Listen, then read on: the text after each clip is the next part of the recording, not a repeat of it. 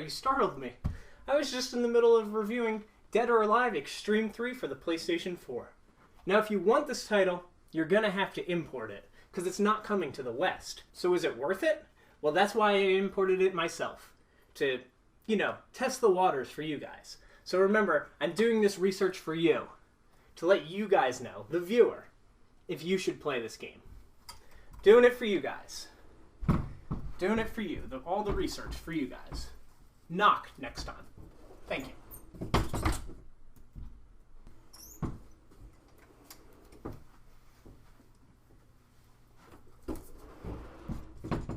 First, let's talk about the controversy surrounding Dead or Alive Xtreme 3.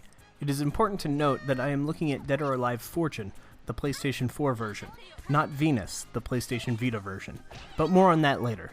Dead or Alive Xtreme 3 released March 24th in Japan and other territories, however, the game will not be coming to the West.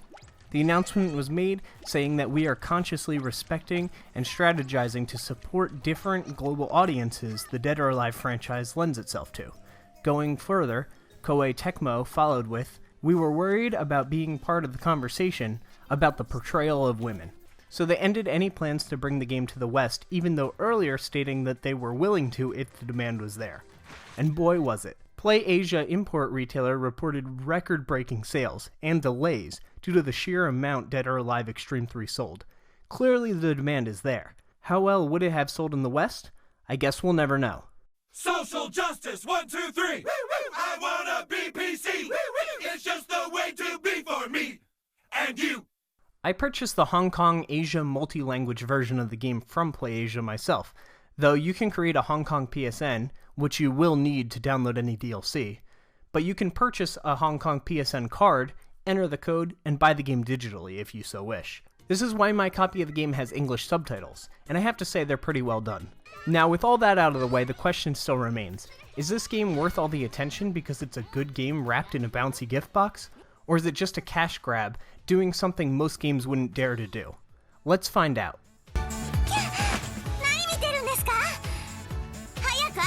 Oh, and as a side note, I want to make sure it's clear, I've never played a Dead or Alive Xtreme game, so I don't have that frame of reference to compare the game to earlier versions. I bought this game to show my support versus censorship, and show that they would have made money releasing it here. And maybe, just maybe, that will push Dead or Alive Xtreme 4 to release here. The story for this title is virtually non-existent. 9 females from the cast of the fighting game Dead or Alive have a 14-day vacation on a beautiful tropical island, and it's your job to switch between playing as the girl, in girl mode, and the owner of the island, in owner mode, to keep your selected character as happy as possible. At the end of the 14-day period, you'll be ranked an A, B, C, D, or perhaps an S.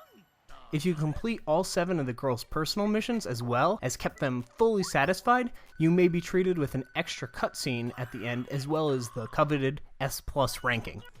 Be aware that each girl has their own likes and dislikes, and learning them is key. Or you could, look up a spreadsheet online. The gameplay loop of the game is as follows. Receive missions ranging from buying specific items for your girl with the money that you've earned, win a certain event, or take photos of your girl in specific situations. You may choose to complete these missions, cancel them, or just ignore them altogether and play some volleyball, because God, I bought this game for volleyball. So speaking of the volleyball, it's one of the 6 minigame activities you can play during your time with this game. Let's run through them real fast. Volleyball, the most fun one in my opinion, allows you to play 2v2 beach volleyball. The problem with this mode is that it's single player only. That's right, there's absolutely no multiplayer of any kind in Dead or Alive Xtreme 3, and it was a huge negative for me. Especially because the game has you partner up with another girl at the start of your vacation. Why can't they just be human controlled? Anyway, the volleyball works well. You dig with circle, set the ball with square, then choose to spike the ball with a well-timed X, or just press circle to tap it over the net if the opponent goes for a block. My only other issue with the volleyball is that the characters perform better if you've kept them in a good mood on the vacation. The scale never feels balanced. Sometimes a surefire save hits the ground, and other times it feels like I just won cheaply. With no mode to just play volleyball, with the difficulty, arena, characters I want to play as a separate mode from the vacation, I can't help but feel slightly cheated. The other minigames include Butt Battle, which sees you hitting circle furiously and dodging with the stick in order to knock the other girl off the platform 3 times. Beach Flags, which sees you hit X faster than the other girl in order to sprint to a flag. That one gets old real fast, and it's nearly impossible to win on hard mode. I mean, look at this.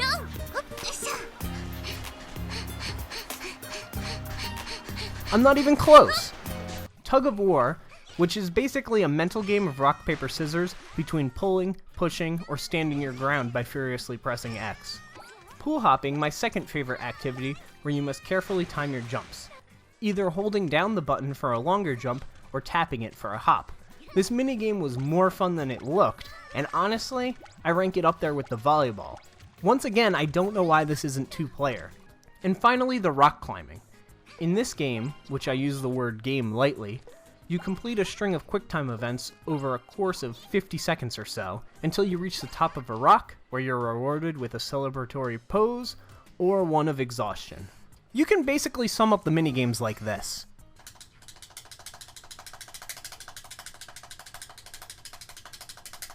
Upon going back to the hotel for the night after 3 events of your choice, you can choose to give girls gifts, hopefully raising their satisfaction, go to sleep to start the next day, or head over to the casino. The casino contains blackjack, 5-card poker, and roulette. These work just about how you would expect. It seems unfair when you lose, and it seems like luck when you won. In fact, it is here where I recommend spending a large sum of your time save restoring. And by that I mean, go in as an owner. Bet big on roulette. If you win, which you probably won't, reload your save from a backed up PlayStation Plus cloud or your flash drive, and try again until you do win. Save over the last file on the cloud or the flash drive, and then repeat the process. This is the easiest way to make money in the game, and it bypasses the microtransactions you would otherwise face. It also works for giving girls gifts, which we'll talk about a little bit later. As far as the fun factor on these go, I wish it was online, but it's not. I basically only stop in here if my current mission requires it. Other than that, you can relax, watch the girls relax, take admittedly creepy pictures, purchase food, swimsuits, and trinkets to impress the girls. The game really surprised me, as I thought I was getting a Mario Party style game with minimal minigames, but what I got is a management simulator that for all intents and purposes does what it set out to do very, very well. Which is evident by the 15 plus hours I put into the game. This is where the biggest flaw of the game shows in my opinion though, the grind. Some players will enjoy grinding away, following on-screen orders, and maximizing their hours spent on vacation mode. This gives experience to level up the owner. The problem is, even after multiple S ranks and time spent, I still didn't even hit rank 30, which is the first milestone of the game's unlock system. And this goes all the way to level 100. I saw reports of 60-hour game files, and they're only level 50. That's all well and good, but in my opinion, the payoff for these levels isn't worth that time or effort. At level 30, you unlock Event Paradise, letting you view any cutscenes you've seen. At level 50, you get Gravor Paradise. It lets you view any Gravors you've seen. At level 60, you get the Golden Fan. This lets you blow air during scenes, and does exactly what you think it would do. At level 80, you get Time Stop, which lets you freeze time during scenes and freely move the camera. And then finally, at level 100, you get the Mysterious Volleyball, which is basically a volleyball with a bunch of effects. I admittedly didn't get these levels, and I probably never will, minus maybe the level 30, but even then, I won't be using it after I unlock it. The biggest issue with Dead or Alive 3 comes from the way missions are presented, as well as the way that presents are presented. I hope you like random number generation, because this game is full of randomness. Want to win money at the casino? Random. What's your next mission? Random. Want a girl to accept your gift? Having her accept it? Random. Though you can help the odds by making sure the girl's satisfaction's high, it's still no guarantee that she accepts the gift. Where are those character-specific missions that you have to complete in order to get the S+ ranking? Well, it's random. They may not even appear. What difficulty are the girls you'll be versing in your activities today? Who knows? They might be easy, they might be normal, or they might be on hard mode. Look at this. I bought the Dangerous ticket, one of 4 tickets that allow you to invite the girls to a pole dancing session. They hate to accept this thing. They really do.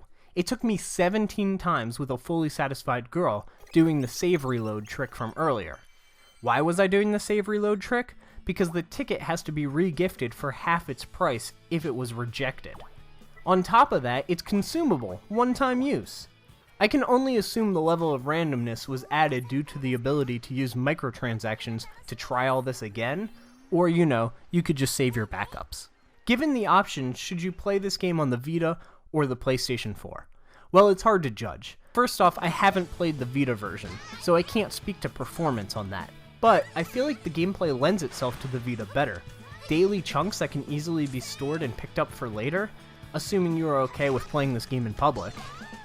However, the PlayStation 4 version, Fortune, has exclusive tan lines, which are awesome. The character is actually tanned depending on how much sunscreen and what clothes they're wearing.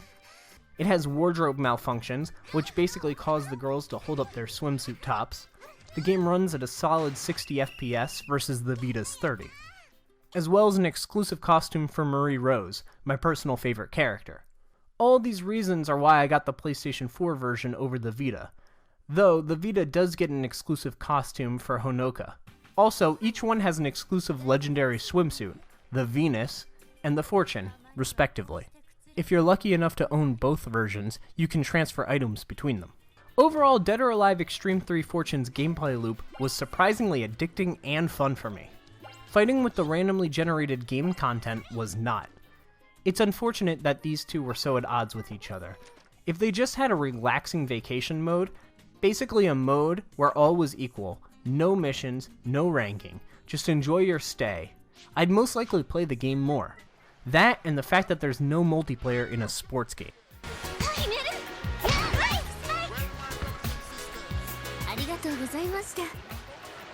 If you're watching the gameplay videos of Dead or Alive, and it seems like something you might enjoy playing, I'd say go for it. You'll probably end up liking it more than you expected to. I know I did.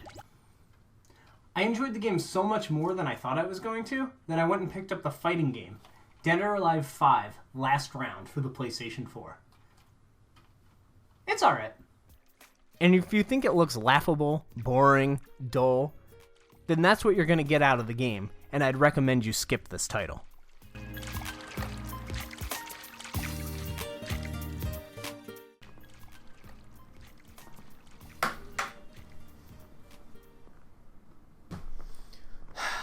Well, that was my review of Dead or Alive Xtreme 3. I hope you guys enjoyed it, and I hope it informed your purchasing decision. This game is getting an update for PlayStation VR as well as DLC, so I'm sure the game will change over time, but as of release, that's what I have to work with. But anyway, like I said, thank you for watching, and I'll speak with you guys next time.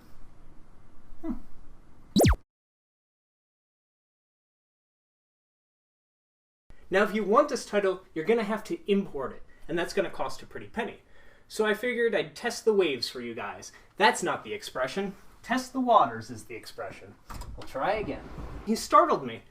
I was in the middle of reviewing Dead or Alive, it's backwards, for the PlayStation 4. Yeah. I don't know what I'm saying. Should I write a script for this? Probably. Do I? No. I should, though. Maybe you should go ahead and hit that subscribe. Wait, you see that like button down there? Why don't you give it a little like, huh? Do you like this video? That's a good reason to like it. You want more content? That's a good reason to subscribe. I'm just saying.